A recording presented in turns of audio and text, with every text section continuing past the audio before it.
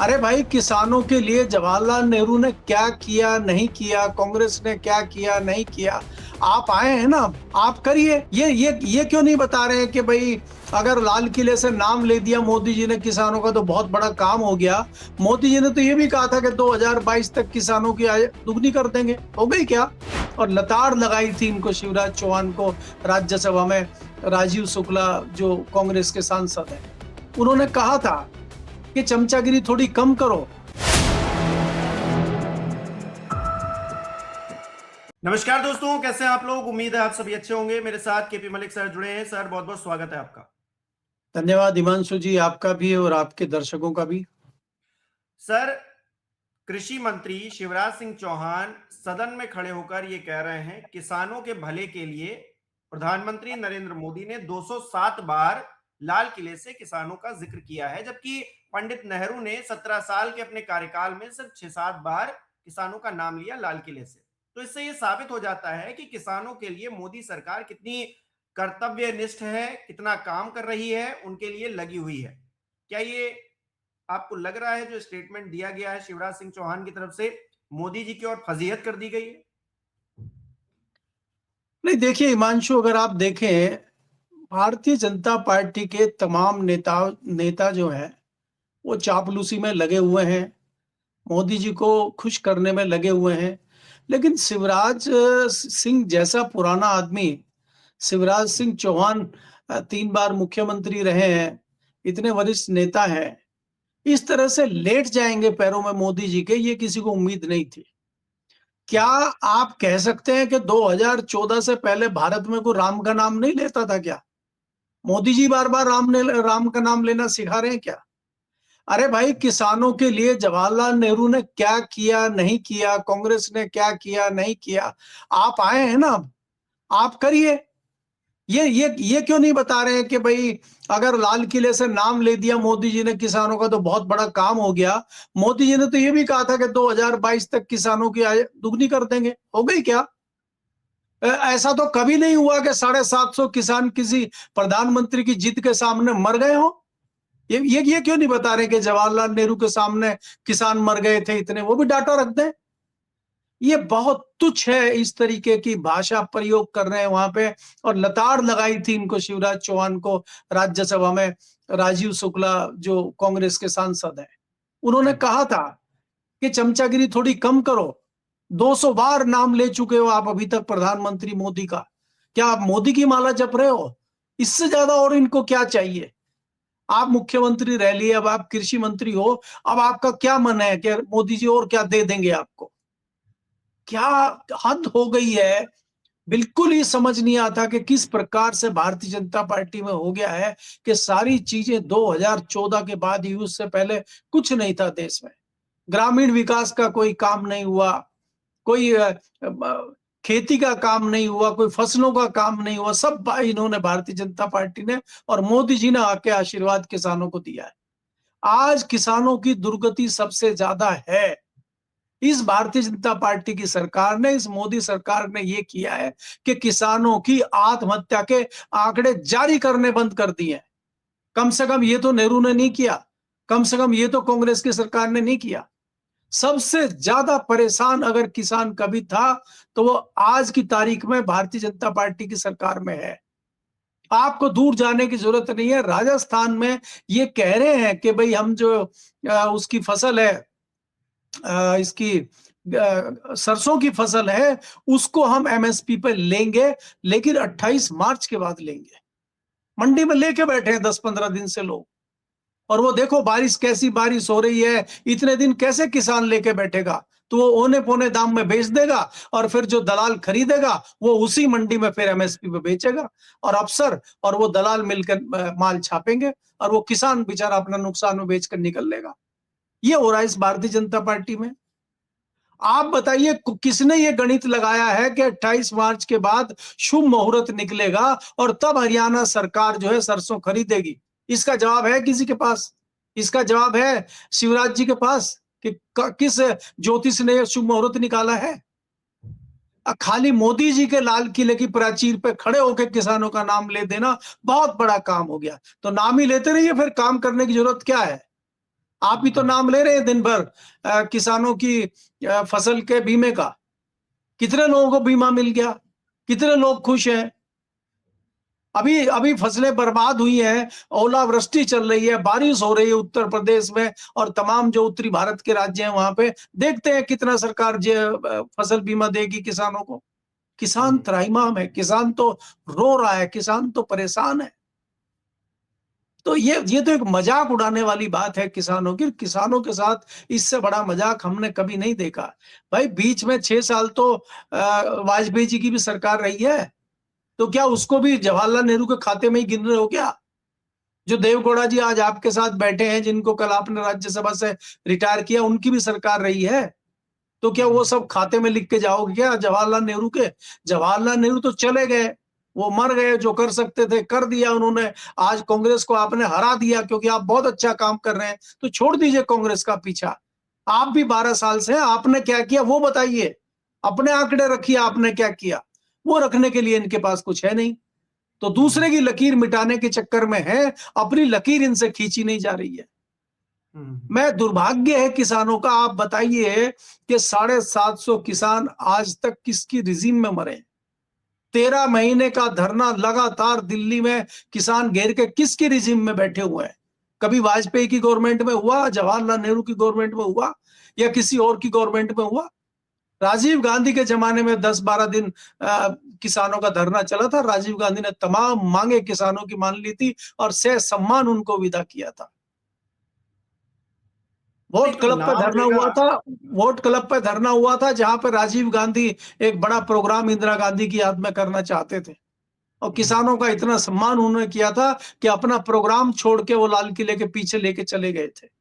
लाल किले के पीछे जो मैदान था, वहां पे राजीव गांधी ने अपना कार्यक्रम किया था, किसानों को डिस्टर्ब नहीं किया था। तो वो पुराने लोग थे।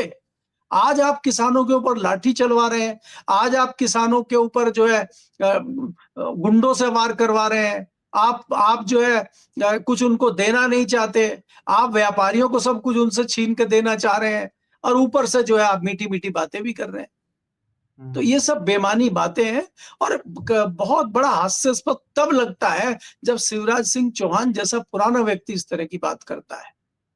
कोई दूसरे, कोई नए नए सांसद करें, कोई छोटे मंत्री करें, तो एक बार को समझ में आता भी है। इतने वरिष्ठ और पुराने व्यक्ति भारतीय जनता पार्टी के इस तरह की बचकानी बात करेंगे, तो मुझे लगता है ये हास्यास्पद है जी।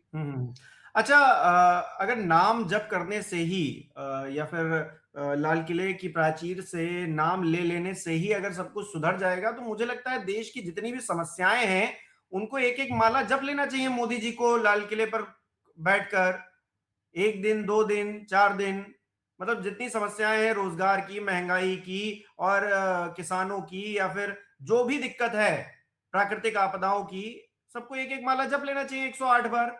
सारी चीजें ठीक हो जाएंगी। शिवराज जी तो यही कह रहे हैं ना कि हमने 207 बार मोदी जी ने नाम लिया, लेकिन नेहरू जी ने नहीं लिया। नेहरू जी ने नहीं लिया, चलिए उन्होंने किसानों के बारे में नहीं सोचा होगा, आपने तो सोचा, तो जाकर एक माला जप लीजिए।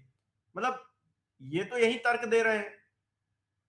नहीं, शिवराज जी ये तो बताएं, शिवराज जी ये तो बताएं कि क्या जवाहरलाल नेहरू लगातार 15 दिन जो इतना महत्वपूर्ण बजट सेशन चल रहा हो उससे गैर हाजिर भी रहे थे क्या?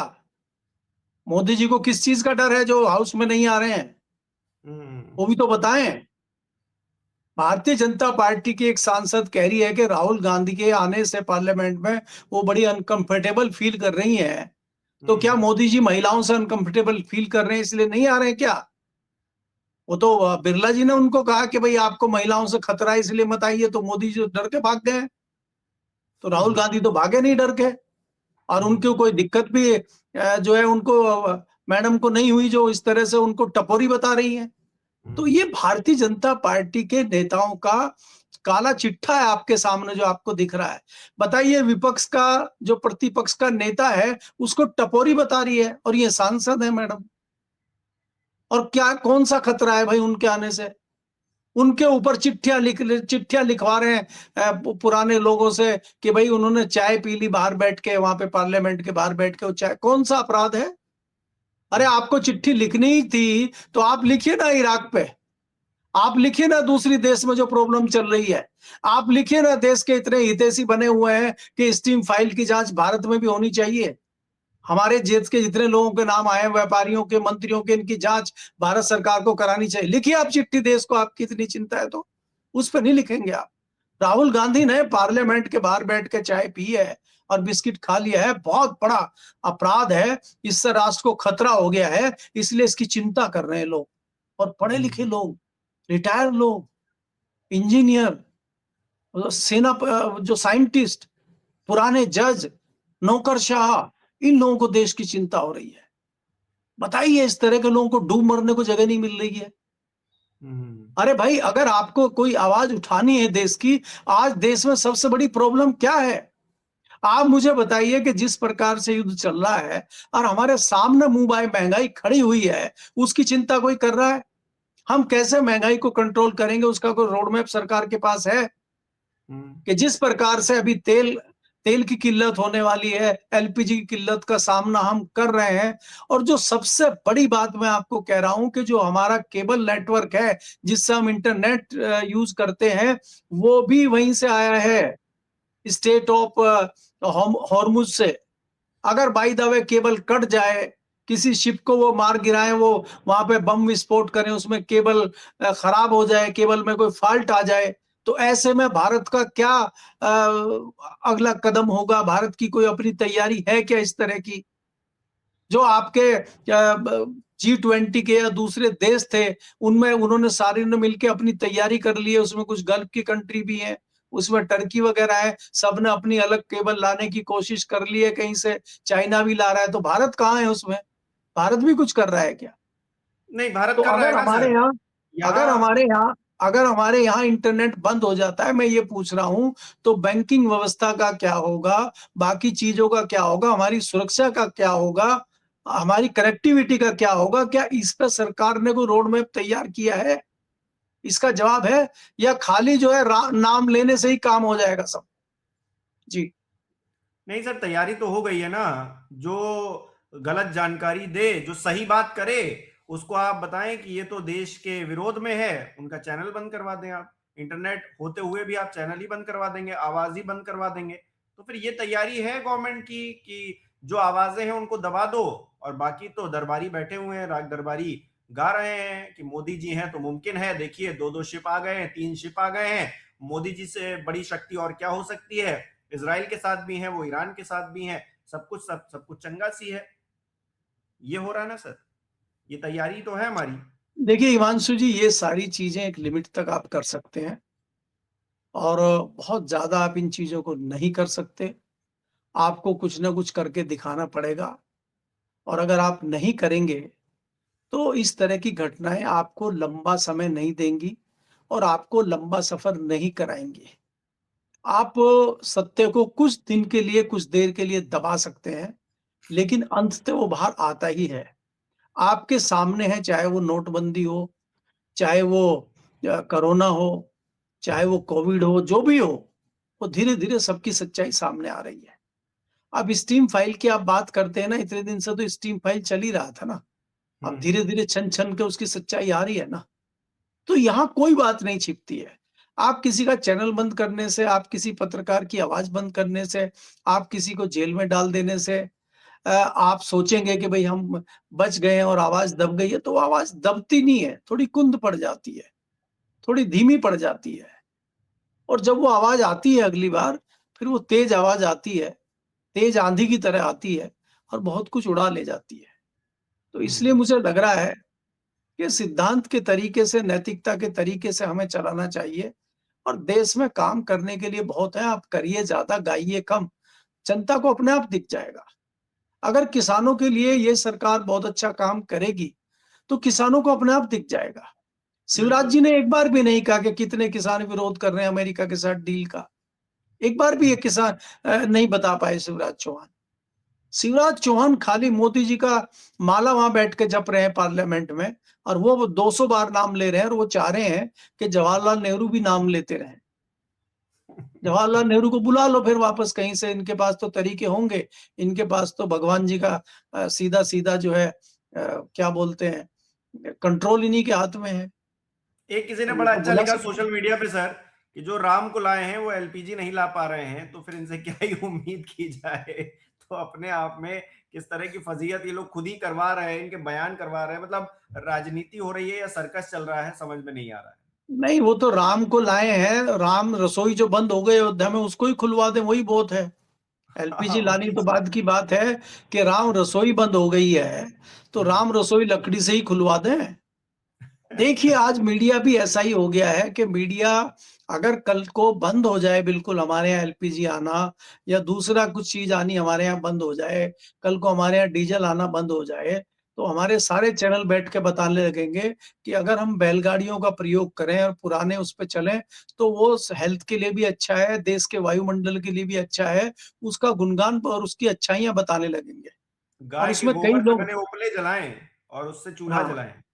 हाँ, तो जैसे आजकल बता रहे हैं कि उपले जलाएँ, लकड़ी जलाएँ, हेल्थ के लिए अच्छा रहता है, चूल्हा बहुत बढ़िया रहता है। अब उसकी हम्म, अच्छाइयाँ बताने लगे हैं चैनल, अभी तक नहीं हम्म, बता रहे थे। अब हम्म, जैसे वो बता रहे हैं कि पीएनजी लीजिए, सीएनजी से बढ़िया पीएनजी है, पीएनजी से बढ़िया दूसरी गैस है, आप पाइप हम्म, वाली गैस लीजिए वो ज़्यादा अच्छी है। उसमें भी हम्म, लोग कुछ रणनीति देख रहे हैं। तो हम्म, ये बहुत सारी चीज़ें हैं, जहाँ भगवान का नाम यूज़ करना हो, वहाँ भगवान का नाम यूज़ करो। जहाँ हम्म, जनता को बरगलाना हो, वहाँ जनता को बरगलाओ। साम, दाम, दंड भेद करके सत्ता में आ जाओ और सत्ता में बने रहो। उसके हम्म, चारों तरफ ये रणनीति इनकी चलती रहती है। बात यहाँ किसान की आप कर रहे हो, तो मुझे नहीं लगता कि किसान के हित में कोई बहुत बड़ा काम अभी तक हुआ है। अगर किसान के हित में हुआ, तो किसान को खुश रहना चाहिए। कल भी रामलीला मैदान में किसानों की बहुत बड़ी मीटिंग हुई है। किसान हम्म, परेशान हैं। किसानों को हम्म। जो मोदी जी ने एमएसपी की गारंटी दी थी, जो वायदा उनसे किया था 2021 में, वो आज तक पूरा नहीं हुआ है, 5 साल हो गए हैं। तो फिर काहे बिल्कुल, को नाम ले रहे हैं आप किसानों? खाली नाम बिल्कुल। लेने से हो जाएगा क्या? मिनिमम सपोर्ट प्राइस का एक वादा अगर सरकार नहीं पूरा कर पा रही है तो किसानों के हित में और क्या ही करेंगे। उनको चंद पैसे देकर आप वोट भले ले लीजिएगा, लेकिन किसानों का भला आप कर देंगे ऐसा होने वाला नहीं है। और देश की 80 करोड़ जनता को आप 5 किलो राशन पर अगर जिंदा रखे हैं, तो जिस दिन ये राशन बंद होगा उस दिन किस तरह के हालात इस देश में उभरेंगे, बनेंगे, ये तो भगवान ही मालिक है। बहुत बहुत शुक्रिया सर हमारे साथ जुड़ने के लिए, तमाम बातचीत के लिए। हमारे दर्शक किस तरह से देख रहे हैं इस विषय को, शिवराज सिंह चौहान ने जिस तरह से अपनी बात को संसद में रखा है और नेहरू जी को कटघरे में लाते हुए ये कह दिया है कि मोदी जी ने तो 207 बार नाम लिया है लाल किले से, क्या इतनी बार नाम लेने से किसानों का भला हो गया? क्या 2022 में जो आय दोगुनी हो रही थी 2026 तक हो पाई है क्या? शिवराज सिंह चौहान ने इस बारे में कुछ नहीं बताया। कमेंट करके अपनी राय जरूर बताइएगा। इस वीडियो को लाइक करना, शेयर करना मत भूलिएगा। हमारे चैनल को सब्सक्राइब नहीं किया तो वो भी जरूर कीजिएगा। आप हमें सहयोग भी कर सकते हैं ज्वाइन बटन पर क्लिक करके। बहुत बहुत धन्यवाद।